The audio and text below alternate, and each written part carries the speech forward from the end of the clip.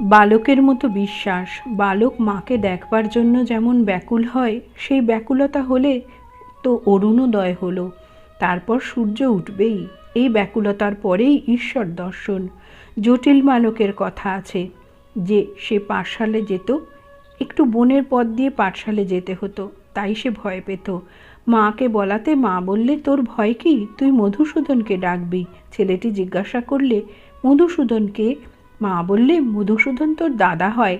তখন একলা যেতে যেতে যেই ভয় পেয়েছে অমনি ডেকেছে, দাদা মধুসূদন। কেউ কোথাও নেই। তখন উচ্চস্বরে কাঁদতে লাগলো, কোথায় দাদা মধুসূদন? তুমি এসো, আমার বড় ভয় পেয়েছে।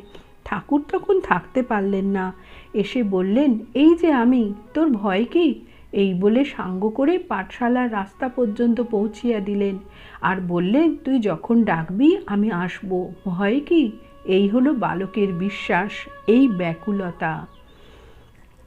একজনের একটি মেয়ে ছিল, খুব অল্প বয়সে মেয়েটি বিধবা হয়ে গেছিল।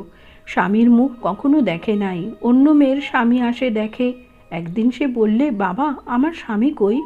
বাবা বললে, গোবিন্দ তোমার স্বামী, তাকে ডাকলে তিনি দেখা দেন। মেয়েটি ওই কথা শুনে ঘরে গিয়ে দাঁড় দিয়ে গোবিন্দকে ডাকে আর কাঁদে, বলে, গোবিন্দ তুমি এসো, আমাকে দেখা দাও, তুমি কেন আসছো না? ছোট মেয়েটির সেই কান্না শুনে ঠাকুর থাকতে পারলেন না, তাকে দেখা দিলেন।